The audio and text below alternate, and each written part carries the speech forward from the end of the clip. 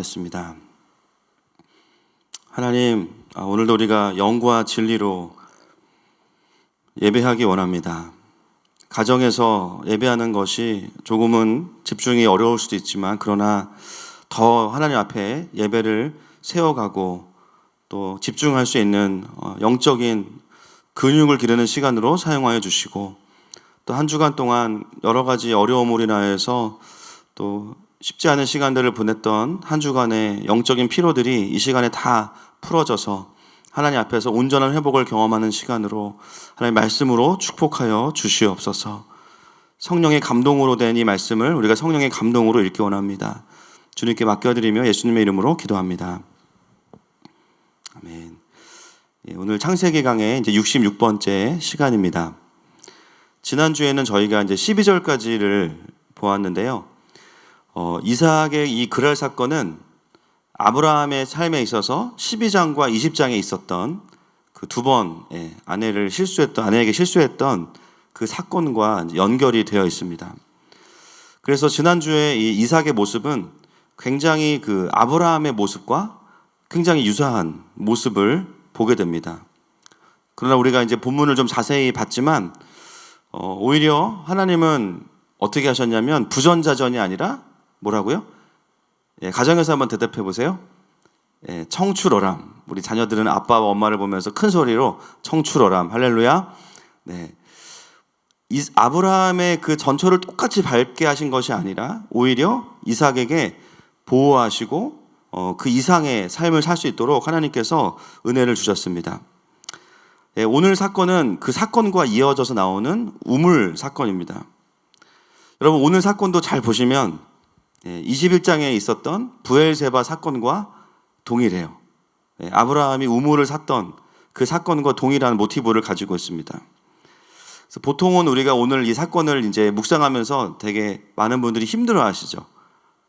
내 양보하기 싫은데? 그러면서 이거 내가 판 우물인데? 그러면서 내가 이걸 왜 포기해야 되냐? 이런 마음이 들 수밖에 없는 본문인데요.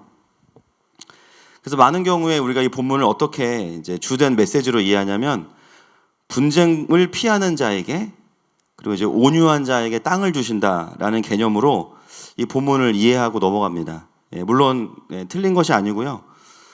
그러한 메시지가 이 안에 있습니다. 그러나 오늘은 그러한 과정이 일어났던 가장 깊은 영적인 중요한 이야기들이 좀 오늘은 좀 풀어질 것 같습니다. 왜 이삭은 그렇게 살 수 있었는가? 그냥 착해서 그런 게 아닙니다. 오늘은 하나님 나라의 관점으로 이 우물 사건을 좀 다시 조명하면서 이 속에 있는 깊은 영적인 원리들을 좀 함께 나누도록 하겠습니다. 그래서 21장의 브엘세바 사건과 이제 비교하면서 좀 봐야겠죠. 자, 오늘 본문 12절 13절 말씀 같이 한번 보겠습니다. 시작. 이삭이 그 땅에서 농사하여 그의 100배나 얻었고 여호와께서 복을 주심으로 그 사람이 창대하고 왕성하여 마침내 거부가 되어. 여러분, 이삭의 가문이 원래 대대로라고 해봤자 이제 아브라함 이어져 내려오면서 가지고 있던 직업이 뭐였죠? 목축업이었습니다. 맞죠? 주로 이제 양과 소를 치는 일인데요. 오늘 이삭은 자기가 잘 살아보지 않은 그랄 땅에서요 농사를 짓습니다. 그러니까 제가 이제 목사인데 절에서 사역을 하는 거예요. 쉽게 말하면 한 번도 해보지 않은 일이에요. 자기의 전공도 아니고 잘할 수 없는 일입니다. 제가 목탁을 어떻게 두드리겠어요, 그죠? 박자도 모르고. 지금 사실 이삭은 자기가 해보지 않은 일들을 그랄 땅에서 하게 되는데, 놀라운 건 뭐냐면 서투른 농사를 지었는데요, 그 해에 100배나 얻었대요. 100배나 소출을 얻고 거부가 되었다라고 이야기하고 있습니다. 여러분, 지금 우리가 이 12절 13절을 26장 전체에서 보면요, 이럴 수 없는 상황이에요. 왜냐하면 기근이 왔기 때문입니다. 보통 이 네게브 지역의 기근은요, 보통 오면 3년 이상을 오거든요. 그래서 많은 사람들이 첫 해에 느낌이 와요. 이 기근은 장기간 오는 기근이구나. 그러면 1년째 되기 전에 무조건 물이 있는 곳으로 온 가족이 이동을 해야 됩니다. 그러니까 이삭이 급하게 애굽으로 갔던 이유도 그 기근에 대한 감이 왔기 때문이에요. 이 기근은 3년 이상 갈 거다. 그러니까 얼른 장소를 이동해서 물이 있는 나일강이 있는 애굽으로 가야 된다. 그런데 하나님께서 그 이삭을 네게부 지역의 경계선상에 있는 그랄 땅에 딱 못 박아 두셨고요. 거기서 이삭이 해보지 않은 농사를 지었는데 얼마의 소출을 얻어요? 100배. 예, 100배요. 이 100배라는 기준도 생각해 보면 처음 농사를 짓는데 그럼 뭘 기준으로 100배를 할 것이냐, 그렇죠? 예, 쉽게 말하면 그 땅에서 평상시에 농사 짓던 그랄 사람들 기준으로 100배인 거죠. 그럴 때 우리가 이해가 됩니다. 아, 왜 그랄 땅에 있는 블레셋 사람들이 이삭을 시기하고 질투했을까? 예, 같은 땅에서 같은 조건인데 훨씬 더 많은 소출을 낸 것이고요. 심지어는요, 어쩌면 그랄 땅에 있는 블레셋 사람들도 기근이 왔다는 걸 알았기 때문에 파종조차 안 했을 수도 있습니다. 이거 하나 많아야 지금은 그냥 우리가 잠자코 있어야 돼. 근데 이삭이 혼자 파종을 해요. 사람들이 안 가르쳐 줍니다. 지금 기근이라 하면 농사 망할 겁니다. 안 가르쳐 줘요. 그런데 100배의 결실을 얻었어요. 여러분, 이 100배라는 말이 무엇을 전제할까요? 기근 중에도 뭐가 왔다는 거죠? 예, 비가 왔다는 거예요. 기근 중에도 비가 왔다는 거예요. 그 땅에 살던 모든 사람들이 평생을 가지고 있던 패턴과 루틴이 뭐냐면 기근이 오면 아무것도 하지 말아라 였습니다. 그런데 놀랍게도 이삭이 그 땅에 와서 처음 짓는 농사를 서투르게 짓는데도요, 비가 오기 시작하니까 뿌리기만 하면 열매가 맺히는 거예요. 할렐루야. 이게 말도 안 되는 기적입니다. 여러분, 사실 이삭에게 있어서 26장을 시작하면서 가장 큰 고민은 뭐였냐면 기근을 어떻게 지나갈까에 대한 고민이었습니다. 그런데요, 오늘 13절, 12절에서 이미 그 기근 자체에 대한 고민이 해결되고 돌파가 되는 것을 보게 되는 거죠. 여기서 이삭은 무엇을 경험합니까? 아, 하나님 앞에 내가 머무르고 순종할 때 하나님께서 일하시는구나. 많은 사람들이 예상해요. 안 좋아질 거야. 그들만 안 좋아졌어. 이삭의 삶에는 전혀 그 시즌과 상관없이 하나님이 부어주시는 은혜들이 있었던 거예요. 심지어 본인은 잘 할 수 없는 일이었지만 그가 하나님 앞에 순종하면서 또 그 땅에 머물고자 할 때 하나님은 기근에 말라있는 이삭의 인생에 단비를 내려주시는 은혜를 베푸십니다. 그래서 여러분 13절을 원어로 보면요, 항상 제가 말씀드리지만 와우 계속 용법이라 그래서 급하게 이어갈 때 동사들에게 쓰여지는 시제가 있어요. 그 시제가 쓰여 있습니다. 그러니까 13절은요, 이삭이 단기간에 얼마나 부자가 됐는지를 이야기하고 있어요. 막 주식이 막 대박 나고 계속 상한가 치고 땅 샀더니 막 계속 오르고 월급 연봉도 오르고, 막 그냥 심심해서 부업으로 했는데 막 인형 눈 붙이기 했는데 인형 막 잘 팔리고 막 손 대는 곳마다 잘 돼. 봉투 붙이기 막 잘 팔리는 거야. 막 쿠팡에 좀 투자해 볼까? 갑자기 막 쿠팡이 너무 잘 돼. 그래서 너무나 단기간에 이삭의 삶에 하나님께서 부어주시는 사실 물질의 축복이 있었다는 것을 본문이 이야기하고 있죠. 이때 이삭은 하나님을 한번 좀 깊이 경험하게 돼요. 물론 그것이 기복적인 의미라기보다는 하나님 안에 거할 때 하나님의 채워주심과 또 말도 안 되는 그 한계를 뛰어넘게 하시는 은혜들을 이 상황에서 하나님은 경험하게 하십니다. 여러분, 우리가 하나님 안에서 살아가는 삶은 이와 같습니다.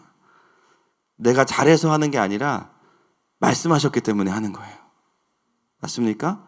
내가 완벽할 수 있기 때문에 그 일을 하는 게 아니라 하나님이 하라고 하시니까 하는 겁니다. 그럴 때 우리가 뭘 경험하게 되냐면요, 내가 한 것 이상으로 채워주시는 하나님을 경험하게 됩니다. 심지어 그 일들이요, 모든 사람들이 하지 않은 일일 수도 있어요. 기근이니까 가만히 있으라고 말할 수도 있어요. 그러나 하나님께서 말씀하실 때 해보지 않은 일이지만 순종하는 자에게는 하나님이 채워주시는 놀라운 은혜가 있을 줄로 믿습니다. 아멘이시죠? 또 한 가지 12절과 13절에서 우리가 보게 되는 것이 있습니다. 아브라함에게 부가 늘어났던 방식과 이삭에게 부가 늘어났던 방식이 달라요. 아브라함에게는 어떻게 부가 늘어났냐면, 좀 이게 참 뭐 사실이니까 뭐 어떻게 말하기가 좀 그렇긴 한데, 형님한테 죄송한데 아브라함 형님한테 아내가 한번 이렇게 다녀오시면은 부가 늘어납니다. 이게 참 좀 민망해요. 그죠?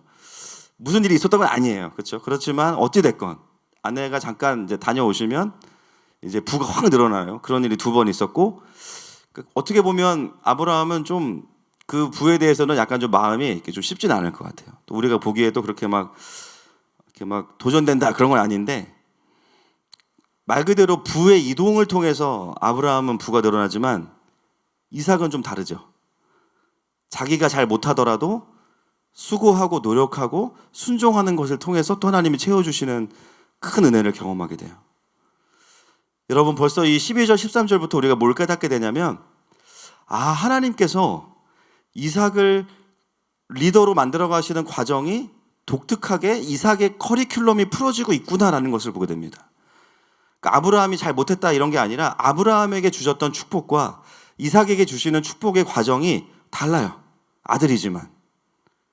이삭에게는 어떤 걸 주시냐면요, 스스로 땀 흘리고 노력하고 성실함으로 잘 못하더라도 하나님 앞에 머물고자 할 때 하나님이 그 이삭에게 축복하시는 거예요.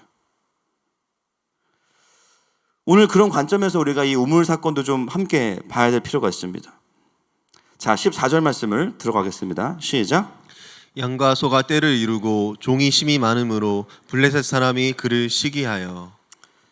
자, 13절까지는 정말 행복했어요. 막 너무 잘 되고 그랬는데요. 14절부터 갑자기 이제 어려워지기 시작합니다.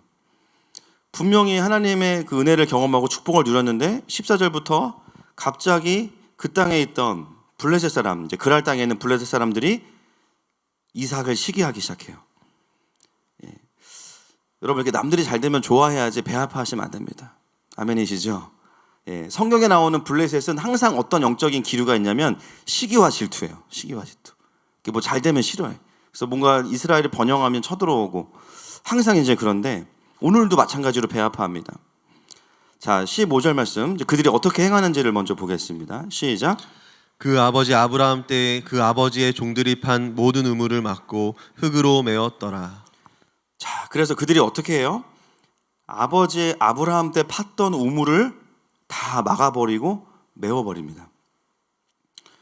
제가 사진은 준비를 못했는데 그때 팠던 우물들이 우리가 그 옛날 우리나라의 어떤 그 고전 드라마를 보면 나오는 막 동네 요만한 우물이 아니라요. 대부분의 우물이 엄청 이만한 우물들이에요. 막 저희 본당만한. 그래서 막 계단을 내려와야 되는 우물도 엄청 많습니다. 그 엄청난 우물들을 막 막고 메웠다는 거예요. 여러분, 이 사건, 지금 이 아버지의 우물을 메운 사건을 잘 기억하셔야 됩니다. 이 사건이 오늘 우물 사건 전체를 해석하는 키워드입니다. 당연히 우물이 사라졌기 때문에 당장 이삭의 공동체는 식수를 해결할 수 없게 됩니다. 그리고 그 우물은 아브라함이 팠기 때문에 누구 소유죠? 아브라함의 소유예요. 그래서 이삭이 마음 놓고 그 물을 사용할 수 있었는데 이제는 당장 먹을 물이 없어지게 되면서 갑자기 큰 위기가 오게 됐습니다. 여러분, 이 14절 말씀이 이삭의 인생에 주는 메시지가 있어요. 그게 뭐냐면 지금까지는 사실 이삭은 누구의 덕을 많이 보고 살았습니까? 그렇죠. 아버지의 덕을 다 보고 살았어요. 늦둥이로 태어났으니까 얼마나 또 이뻤겠어요. 또 리브가도 아버지를 통해서 얻게 되고, 그리고 그가 누렸던 모든 것들이 다 아버지의 것들이죠. 심지어 그랄 땅에 와서 누렸던 영적인 혜택도 아버지의 것이었어요. 우물마저도 아버지의 것입니다. 그래서 전혀 고민 없이 살던 이삭의 삶에 어떤 일이 벌어지냐면 어느 순간 아버지의 그늘이 싹 사라진 거예요. 평상시에는 너무나 당연하게 누렸던 아버지로부터 왔던 모든 영적인 물질적인 축복과 유산들이 싹 없어진 겁니다. 심지어 아비멜렉이 이삭을 존중했던 이유가 누구 때문이었어요? 아브라함 때문이었잖아요. 16절 말씀 보겠습니다. 시작. 아비멜렉이 이삭에게 이르되 내가 우리보다 크게 강성한즉 우리를 떠나라. 아비멜렉마저도 이삭을 냉대하고 떠나라고 이야기하죠. 물론 이 상황은 그랄 땅의 시기로 인해서 벌어진 일이지만 우리가 하나님의 관점으로 본다면 하나님이 이제는 때가 되니까요, 이삭을 어떻게 하시는 거예요? 독립시키시는 거예요. 그동안 아버지를 통해서 누렸던 거 잘못된 거 아닙니다. 그런 시간이 있었어요. 그러나 이제 이삭은 독립을 해야 되는 거예요. 진짜 족장으로. 그래서 오늘 우물 사건은 하나님께서 이삭을 이제는 아브라함의 아들이 아니라 정말 독립된 하나의 존귀한 족장이자 리더로 세워가시는 데 있어서 굉장히 중요한 사건이 오늘 우물 사건입니다. 자, 그렇게 쫓겨나고 나서 이삭은 곧장 어디로 가냐면요. 17절 보겠습니다. 시작. 이삭이 그곳을 떠나 그랄 골짜기에 장막을 치고 거기 거류하며. 여기도 어떤 게 쓰였냐면 와우 계속 용법이 쓰였습니다. 그게 뭐냐면요. 곧바로 고민하지 않고 이동했다라는 겁니다. 급하게. 그래서 17절에 보면 우리가 왜 장소를 이동했을까를 관찰해 보면요.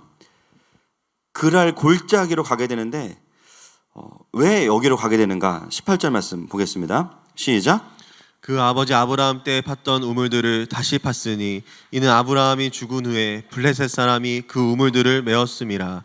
이삭이 그 우물들의 이름을 그의 아버지가 부르던 이름으로 불렀더라. 네. 아마 여러분 오늘 사건이 점점 낯설게 느껴지실 거예요. 그 그랄 골짜기로 곧장 갔던 이유는 뭐냐면 거기에도 뭐가 있어요? 아버지가 파던 우물이 있어요.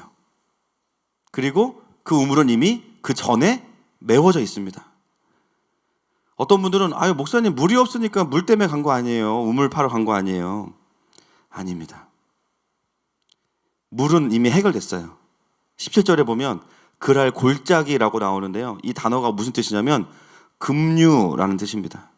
이미 물이 흐르고 있고요. 아이 목사님 기근이잖아요. 100배의 축복을 받았다니까요. 비가 왔어요 이미. 그러니까 이미 먹을 물이 있어요 거기는. 그랄 골짜기에. 우물을 파야 되는 이유는 물을 얻기 위한 목적도 있지만 사실은 더 중요한 목적이 있다는 것을 18절 말씀이 우리에게 이야기하고 있습니다. 어떤 분들은 가문의 영광을 다시 재건하기 위해서 그런 거 아니냐. 물론 그런 것도 일부분 포함되어 있겠죠. 자, 이제부터가 중요합니다. 우리는 우물에 대한 영적인 의미들을 이미 알고 있어요. 제가 21장 설교하면서 아브라함이 우물을 살 때 그 부엘세바 사건 기억나시죠? 에셀나무 33절과 34절 21장 한번 보겠습니다. 시작. 아브라함은 브엘세바에 에셀나무를 심고 거기서 영원하신 여호와의 이름을 불렀으며 그가 블레셋 사람의 땅에서 여러 날을 지냈더라.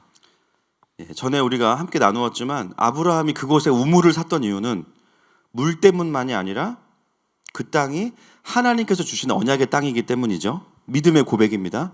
그리고 두 가지를 했어요. 그 우물을 산 다음에 에셀나무를 심었고 에셀나무는 사람들을 쉬게 해주는 나무였죠. 그리고 또 하나는 그곳에서 뭐 했어요?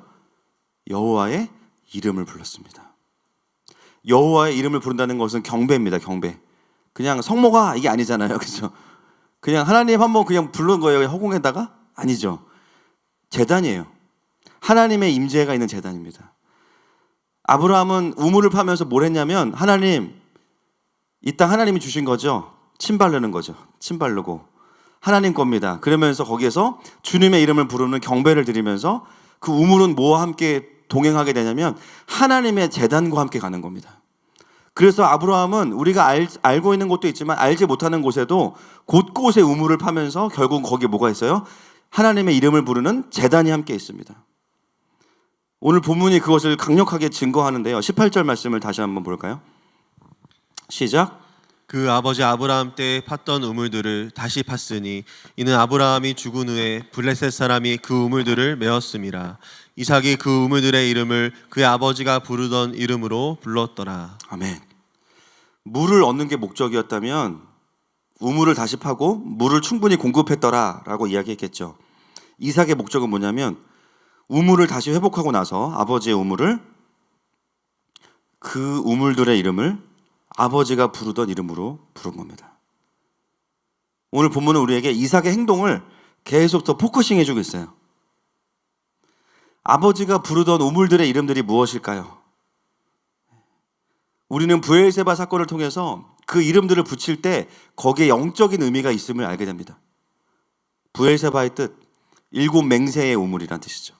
그 맹세는 뭐예요? 하나님의 언약입니다. 즉 우물의 이름을 붙이는 것은 어떤 통찰이 있냐면 하나님의 언약과 관련되거나 하나님의 성품과 관련된 이름들이 우물에 붙기 시작하는 거예요. 이 우물은 공의, 이 우물은 긍휼, 이 우물은 하나님의 자비, 이 우물은 하나님의 신실하심. 예를 들면 그렇다는 거죠. 그 우물들이 하나님의 이름을 경배하거나 하나님의 언약과 관련된 것이기 때문에 거기서 생수를 먹는 사람들은 정말 생수의 이름을 부르는 겁니다. 거기서 물을 먹는 사람들은 이 우물이 아브라함이 팠는데 이 우물의 이름이 하나님의 성실하심이야. 육체의 갈증을 해결하면서도 영적인 부분에 있어서 터치가 되는 게 그 우물의 목표였던 거예요. 그리고 하나님은 아브라함이 그 땅을 하나님께 주셨기 때문에 그 땅을 하나님의 것으로 인정하면서 주권을 인정하는 제단의 역할을 했던 게 우물입니다. 그래서 우물의 이름은 굉장히 중요한 거예요. 제가 몇 주 전에 교역자 모임 때 저희 교역자 중에 한 분이 밤을 새셨대요. 그리고 본인이 잠을 안 자려고 이제 음료수를 마셨는데 정신이 몽롱하다는 거예요. 그래서 아니 무슨 음료수를 마셨냐 물어보니까 음료수 이름이 몬스터래요. 몬스터. 뜻이 뭐예요? 그게 괴물, 귀신 뭐 이런 뜻이죠. 그 사역자가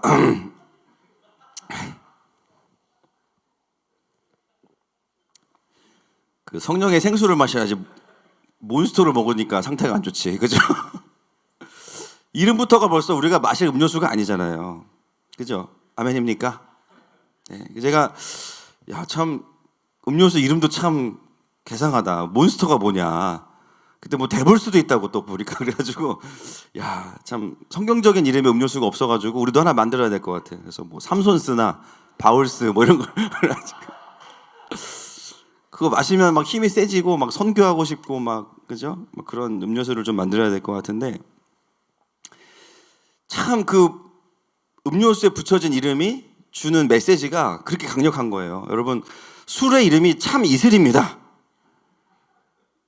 자매님들 중에 공주님이 진짜 많으세요. 이슬만 드시는 분들이. 그게 정말 그 음료에 붙여진 이름인데 그게 그 내용과 영적인 연결되어 있잖아요. 아브라함이 우물을 파면서 그냥 이건 우리의 생수야 이게 아니라 결국은 그것은 영적인 의미가 있다는 거예요.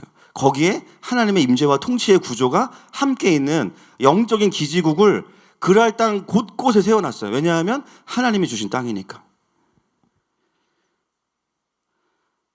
이제 우리는 오늘 본문이 완전히 새롭게 보이죠. 더 깊은 곳에서 이삭이 그냥 물이 필요해서만 우물을 판 게 아니었구나. 이삭은 뭐 한 겁니까? 무너진 제단을 세운 거예요. 물론 그 물도 먹었지만. 그런데 이미 오늘 우물을 파면서 가고 있는 이 이삭의 모습을 보면요. 우리가 2주 전에 봤던 26장에서 처음 시작될 때의 이삭의 모습과는 완전히 달라요. 몬스터를 먹던 이삭이 이제는 바울스를 먹고 있는 거예요.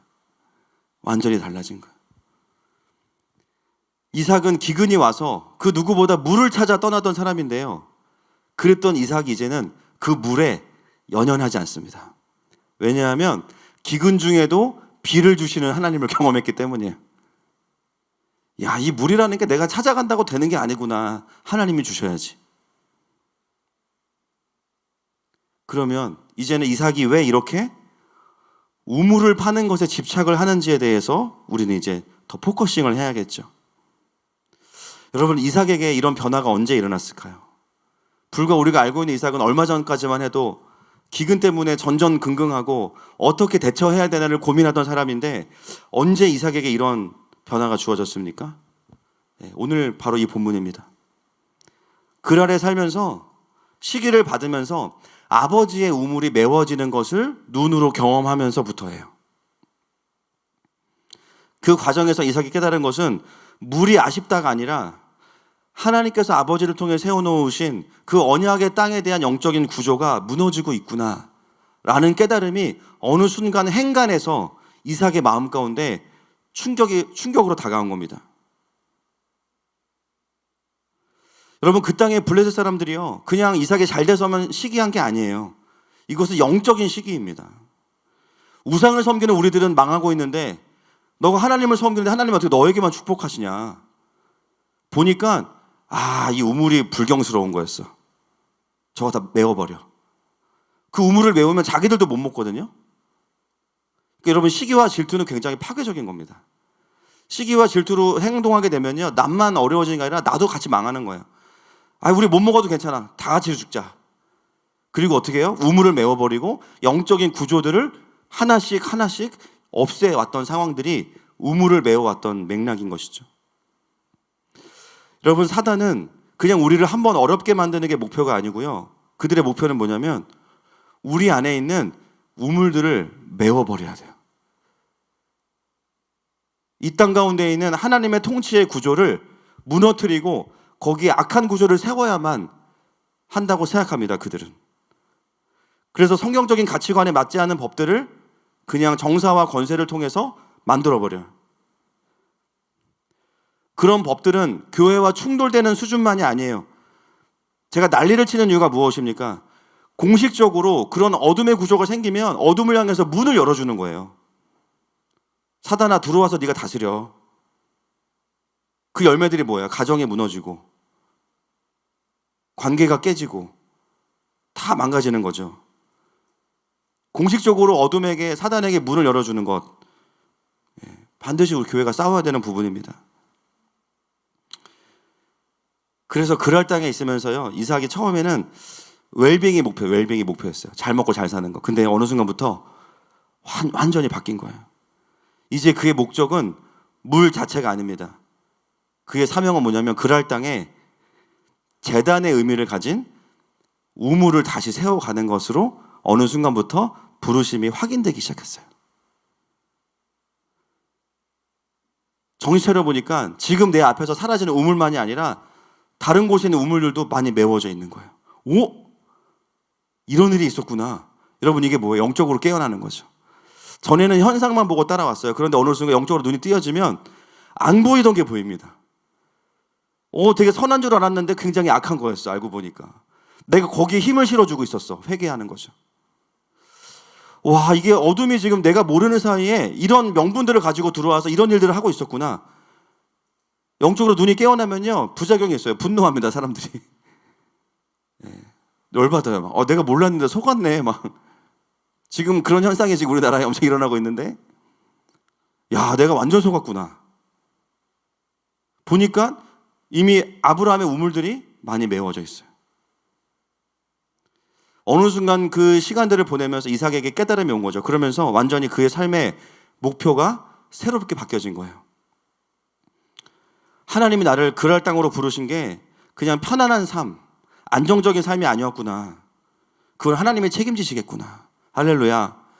그렇다면 나는 이제 기근을 대처하는 삶이 아니라 우물을 파는 삶을 살아야겠다. 그리고 아버지가 파놨던 우물 중에 메워진 것부터 일단 내가 회복을 해야지. 그래서 파는, 회복시키는 우물마다 이삭이 어떻게 해요? 아버지가 불렀던 이름으로 다시 이름을 만드는 거예요. 원래 이름을 회복시키는 거예요. 그때부터 이삭은 이제 우물이 제단으로 보이기 시작하는 겁니다. 그래서 17절에 보니까요, 우물이 메워져서 쫓겨나자마자 어디로 가요? 메워진 우물을 찾으러 가는 겁니다. 갔더니 거기 그랄 골짜기가 있어. 뭐예요? 거기는 물이 또 있어요. 하나님은 계속 공급하시는 거예요. 할렐루야. 여러분, 하나님의 사명을 쫓아가는 자들에게 생명이 있습니다. 이삭은요, 이제는 기근은 안중에도 없고요, 야, 빨리 우물 파. 그러면서 메워진 우물들을 계속 파는 일을 하는 겁니다. 여러분, 이 과정이 어떤 과정이라고요? 이삭이 진짜 족장이 되는 과정인 거예요. 진짜 리더가 되는 과정인 거예요. 어느 순간 아버지와 똑같은 사명을 가지고 이제는, 그러나 아버지의 아들이 아니라 스스로가 리더가 돼서, 아비가 돼서 그 일들을 감당하고 있는 겁니다. 너무나 달라진 모습을 보여주게 되죠. 그래서 그랄 골짜기에서 우물을 파고 나서 19절 말씀에 보니까 그 결과가 나옵니다. 시작. 19절 말씀 시작. 이삭의 종들이 골짜기를 파서 샘 근원을 얻었더니. 여러분, 이 표현도 굉장히 중의적인 표현입니다. 실제로 우물의 샘의 근원을 다시 얻었고요. 두 번째로는 어떤 의미가 있냐면, 그렇게 하나님의 사명을 쫓아가다 보니까 아버지가 파주던 우물만 먹던 이삭이 이제는 스스로 근원을 찾았어요. 부모님의 기도로 살던 자녀들이 어느 순간 자기가 기도하면서 자기의 하나님을 의지해서 자기 세대의 하나님을 경험하며 살아가게 되는 겁니다. 이게 뭐예요? 영적인 독립이 일어난 거죠. 여러분, 이 지역은 물이 기름보다 귀해요. 샘의 근원을 얻었다는 건 뭐냐면요, 유전이 터진 겁니다. 그냥 마르지 않잖아요. 근원이니까. 마르지 않는 샘. 영적으로 본다면 아버지의 우물을 가지고 살던 자기의 인생이 이제는 영적인 샘의 근원을 터트린 겁니다. 아브라함의 하나님이 아니라 이제 하나님은 진짜 이삭의 하나님이신 거예요.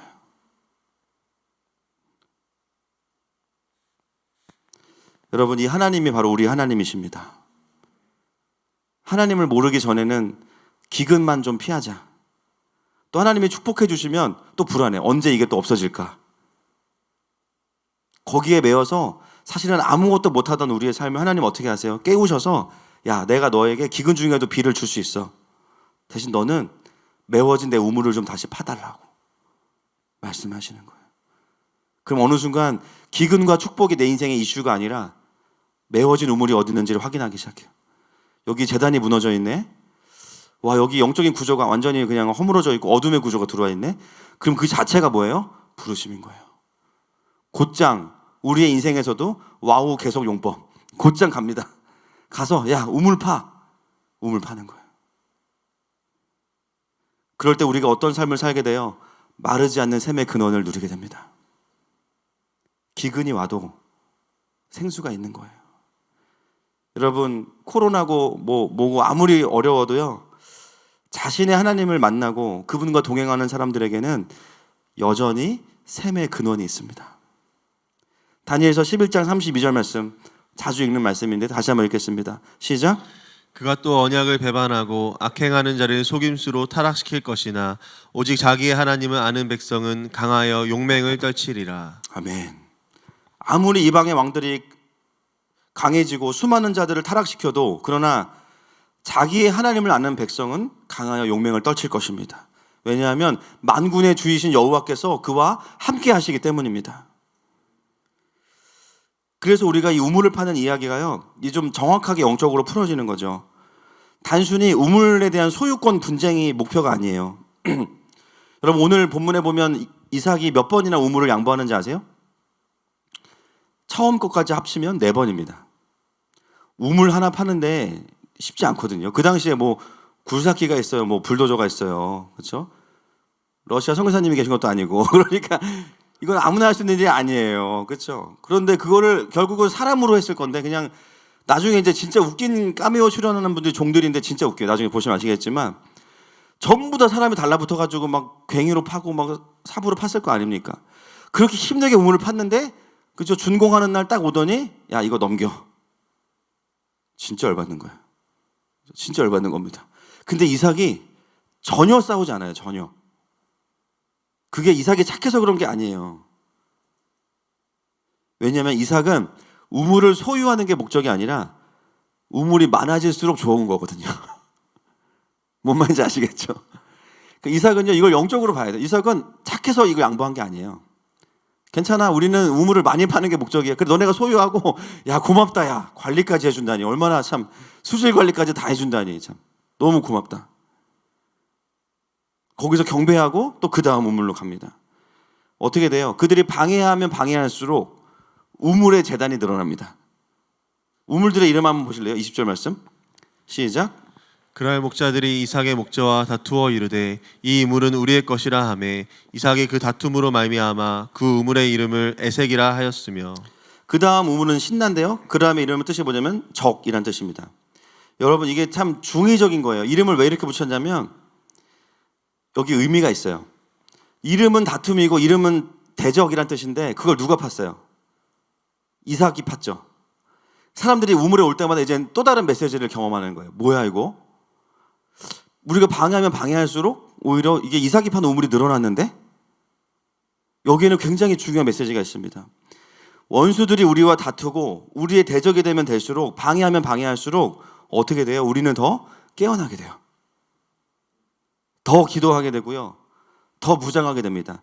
살아있는 그리스도인이라면 영적으로 깨어나요. 더 기도가 뜨거워집니다. 원수들은 자신들이 생각하기에 우리에게서 뭔가를 빼앗았다고 생각하지만 결과를 놓고 보면요, 교회들이 깨어납니다. 영적으로 무장해요. 우리가 그동안 뭘 잘못했는지 돌아보자. 세상 사람들은 건들면 그냥 맞서 싸우는 것만 하죠. 교회는 뭐를 해요? 회개를 해요. 이게 골치 아픈 거예요. 아니 이 사람들은 박해를 하면 회개를 해. 회개를 하면 잘못한 걸 보니까 어떻게 돼요? 더 발전합니다. 핍박이 오면 또 회개해. 또 발전해. 이 영적인 이게 샤이아인인데 그 나중에 어떻게 돼요? 초샤이아인. 성령 충만해집니다. 회개를 하다가 주님이 그냥 임재하셔가지고 교회가 완전 강력해져 버려요. 이제 아예 뭐 다툴 게 없는 거예요. 그래서 마지막에 뭐예요? 르호봇인 거예요. 사단이 우리에게 계속 핍박하고 압력을 놓고 뭔가 우리의 삶을 어렵게 만들지만 거기서 우리가 어떻게 돼요? 깨어나면서 결국 어떻게 돼요? 영적으로 넓어지게 되는 거죠. 더 이상의 공격이 없어지는 상태가 옵니다. 그래서 보혜사가 성령님도 보혜사인데 표현은 좀 불경하지만 얘네들도 우리를 좀 도와주는 부분이 있어요. 잠자고 있는 그리스도인들을 깨우고 또 교회가 살아있게 만들고 또 회개하게 만들고 더 많은 재단을 세우게 만들어요. 그래서 이 하나님 나라를 확장하고 이삭을 리더로 만드는 데 있어서 가장 1등 공신이 누구냐? 그랄에 있는 블레셋 사람들. 이분들 상 줘야 됩니다. 진짜 이분들 훌륭한 분들이에요. 블레셋이 아니고 블레싱. 이분들은 제가 봤을 때 정말 이분들 때문에 오늘 이삭이 등장하게 된 거죠. 여러분 한 주간 어쩌면 우리의 삶이 좀 어려웠을 수 있습니다. 그런데 그렇기 때문에 오늘 더 큰 위로 회복이 있을 거예요. 아멘이십니까? 그래서 또 우리의 우물이 깊어질 수 있어요.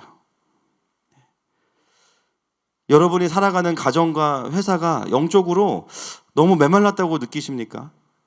그곳에 정말 하나님의 다스림보다는 사망 권세가 더 강력하다고 느끼신다면 하나님이 여러분을 그곳으로 부르신 거예요. 뭐 하라고? 메꿔진 우물을 다시 파라고.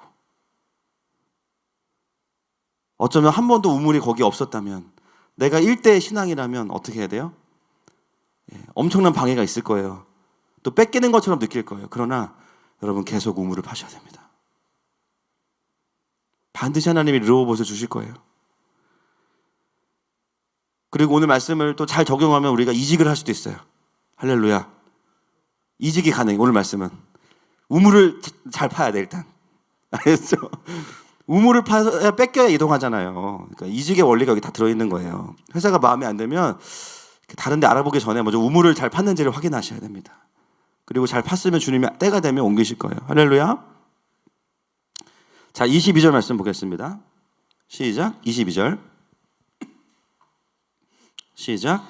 이삭이 거기서 옮겨 다른 우물을 팠더니 그들이 다투지 아니하였으므로 그 이름을 르호봇이라 하여 이르되 이제는 여호와께서 우리를 위하여 넓게 하셨으니 이 땅에서 우리가 번성하리로다 하였더라. 이삭이 하도 우물을 파고 그냥 정말 양보를 하니까요 건들지를 않아요. 여러분 오늘 이 26장에서만 봤을 때 이삭이 팠던 우물이 엄청 많습니다. 그죠? 그래서 읽으면 되게 피곤해요 우리가. 근데 어느새 이삭이 우물을 파다 보니까 어떤 일이 벌어지냐면 아버지가 팠던 우물 다 회복시키고 거기서 끝나는 게 아니고 플러스 알파. 자기가 또 우물을 몇 개를 더 파요. 이미 이삭은 우물을 파다가 아버지 아브라함보다 훨씬 더 강력해졌어요. 오늘도 청출어람인 거예요. 아버지가 팠던 우물보다 훨씬 더 많은 우물들을 파면서 어느 순간 샘의 근원을 얻는 방법도 알게 되고요. 그리고 훨씬 더 많은 우물들을 그 땅에 세우게 됩니다. 제가 이 말씀 보면서 와 너무 영광스러운 거예요. 여러분 때로는 우리가 판 우물들이 메꿔질 수도 있어요.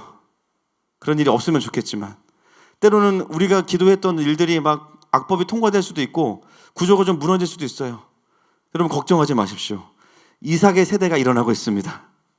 할렐루야. 할렐루야. 그 이삭의 세대는요 메꿔진 우물들을 다 다시 회복시킬 뿐만 아니라 정말 우물이 필요한 곳에 또 우물을 세우는 세대입니다. 여러분 우리 한해마음교회 제가 지난주 기준으로 보니까 50%가 주일학교예요. 출석 기준으로 한 160명 이상이 이제 등록이 돼 있고 80명이 저희 이제 주일학교에 보니까 이삭의 세대가 독생자가 아니에요. 할렐루야. 이삭이 80명이 있어요. 얘들 나중에 어떻게 될지 모릅니다. 지금 뱃속에 또 있고 지금 막. 지난주 금요일 보니까 우리 주니어가 예배 녹화한다고 새벽까지 와서 막 있는데 거기에 누가 있었냐면 최연소 교사로 우리 최시원이가 있었어요. 최강도사님 딸인데 다른 신생아들은 집에서 안락함을 누리고 있을 텐데 그걸 거절하고 아빠에게 끌려와서 거의 뭐 기절해 있더라고요. 이미 우리의 자녀들이 우리의 신앙을 넘어설 줄로 믿습니다. 아멘이시죠? 이삭은 그 아브라함에게 이어받은 그랄 땅에서의 그 필드 안에서 이미 전투력이 완전히 급상승해 버린 거예요. 우물 파면서. 이미 그는 충분한 리더가 됐고요. 자, 23절 말씀 보겠습니다. 르호봇을 파고 나서 23절 시작. 이삭이 거기서부터 브엘세발로 올라갔더니. 여러분, 이삭이 변했다는 걸 우리가 어디서 알 수 있냐면 여기서 알 수 있어요. 제가 이제 오늘도 지도를 준비하진 않았지만 이 우물의 위치를 쭉 따라가 보니까 되게 신기한 여정이에요. 처음에는 브엘세바로부터 45km, 그 다음 30km, 그 다음 브엘세바. 이삭은 그냥 우물만 판 게 아니라요. 그 우물을 파는 그 길의 여정이 뭐냐면 브엘세바로 가는 길이었습니다. 그리고 만약에 이삭의 삶이 웰빙을 목표로 하는 거였다면 르호봇이 딱 됐잖아요. 이제 공격 안 하잖아요. 그럼 어떻게 해야 돼요? 야, 우리 여기서 이제 잘 살자. 여기서 우리가 100배, 1000배를 누리자라고 했을 텐데요. 아무도 그거를 달라고 하지 않는데 르호봇을 버리고 어디로 가요? 브엘세바로 가요. 브엘세바는 원래 누가 만든 우물입니까? 아버지 아브라함이 대표적으로 만들었던 우물이 브엘세바입니다. 첫 우물. 그리고 심지어 이삭이 26장에 오기 전에 거하던 곳이죠. 여러분, 26장을 연구하면서 장소의 이동으로 보면 은혜가 굉장히 커요.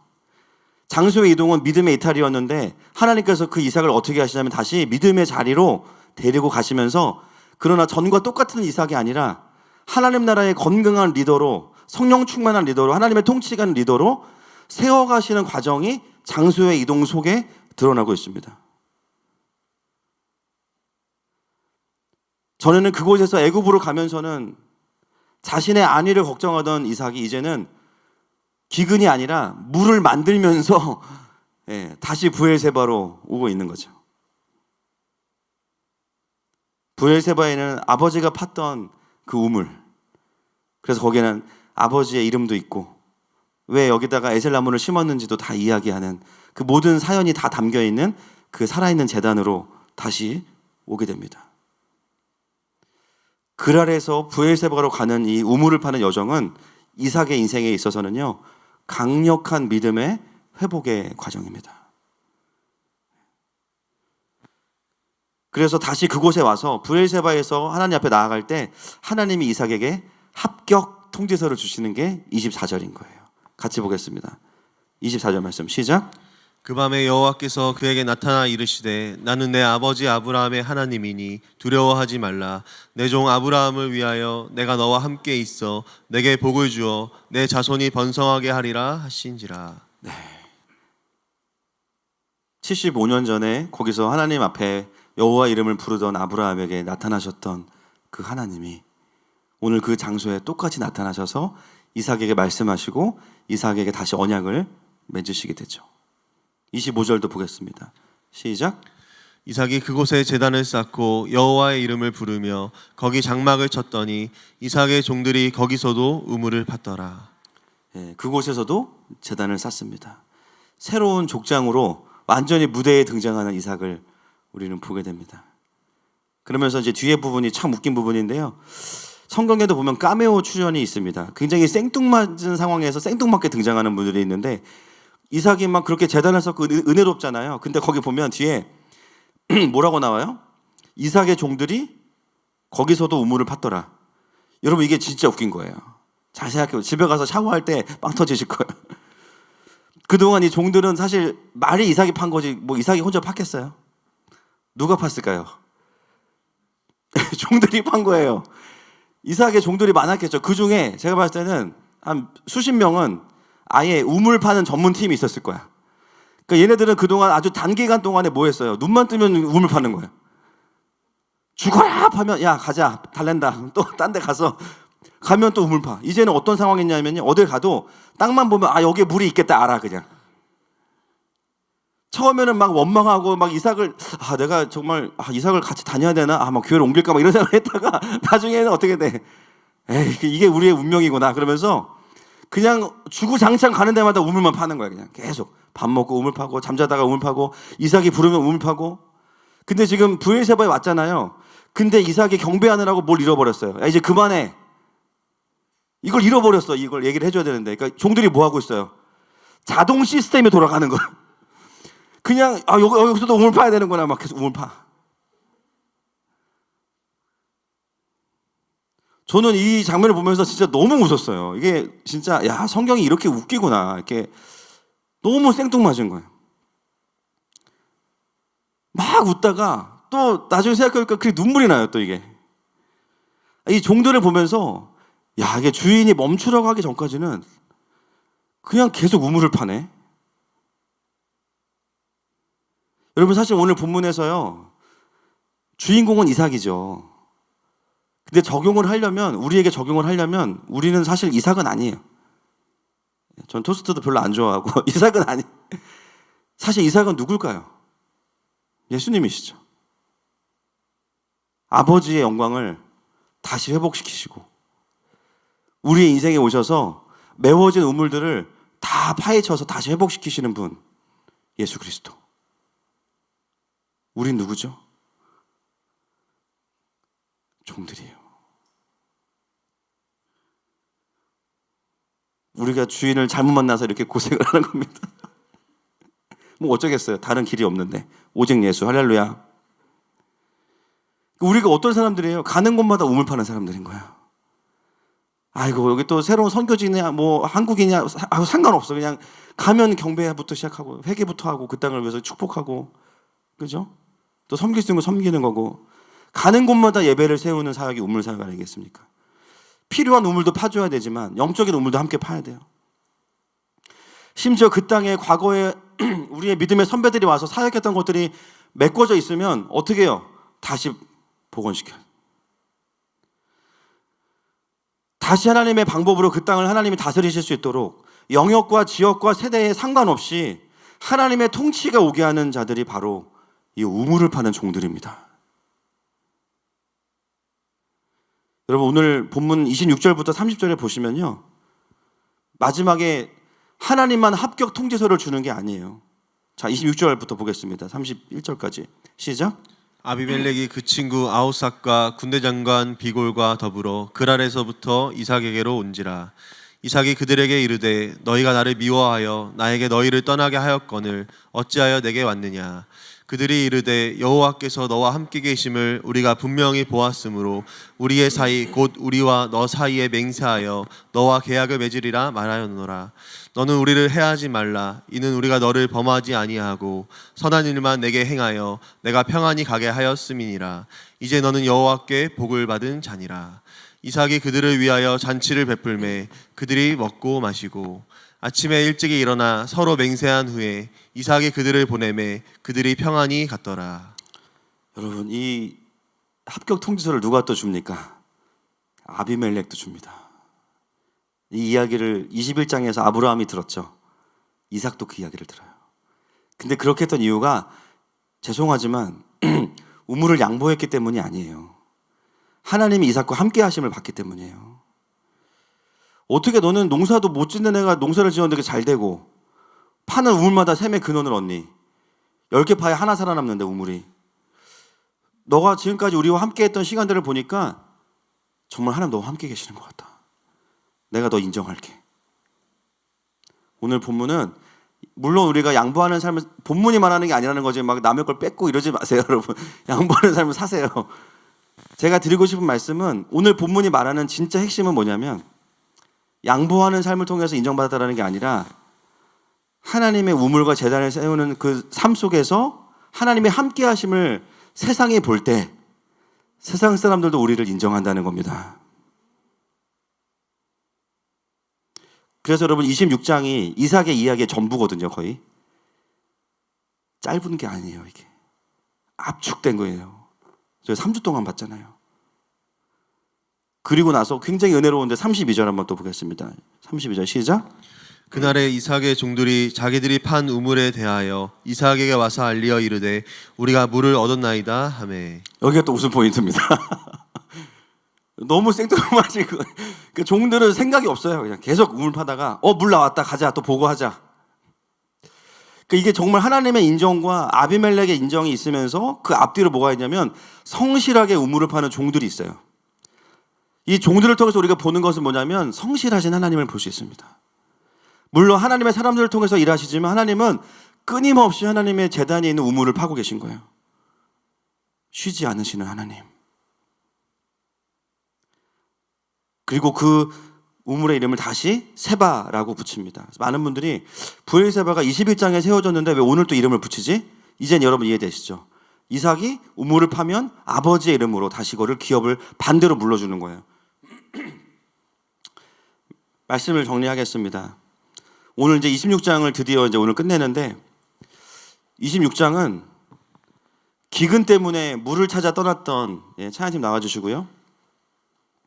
그 연약한 이삭이 이제는 물이 없는 곳에서도 샘의 근원을 만들어내고 또 아버지가 세웠던 그 하나님의 제단을 다시 회복함으로 인해서 정말 이스라엘의 리더가 되는 과정을 우리에게 보여주고 있습니다. 그래서 하나님은 이삭을 그랄 땅으로 부르신 거였어요. 여러분, 우리를 향해서 오늘 주님께서 오늘 이 아침에 우리에게 동일한 메시지로 우리의 마음을 노크하고 계십니다. 여러분, 우리에게도 우물이 있어요. 우리의 샘의 근원은 바로 내 안에 계신 예수 그리스도이십니다. 예수님 뭐라고 말씀하셨습니까? 나를 믿는 자는 성경의 이름과 같이 그 배에서 생수의 강이 흘러나리라. 우린 이미 우물입니다. 하나님은 우리가 가는 곳마다 그 생수의 우물이 흐르는 그 생명의 제단을 세우라고 말씀하세요. 여러분, 저는 오늘 함께 예배하는 우리 모든 유튜브로 드리는 모든 성도들이 2021년을 준비하면서 올해의 기근을 피하기 위해서 준비하지 않았으면 좋겠어요. 우리의 부르심은 기근을 피하는 것이 아니라 우물을 파는 거예요. 그때 우리가 하나님 앞에서의 하나님께서 주시는 귀한 인정과 또 이 어려운 시즌 속에서도 살아가는 우리를 바라보면서 내 주변의 모든 세상 사람들이 여호와께서 너와 함께 계시도다. 그리고 그분 안에서의 진짜 평화와 르호봇을 보게 될 겁니다. 이 시간 그 주님 앞에 우리의 갈급함을 가지고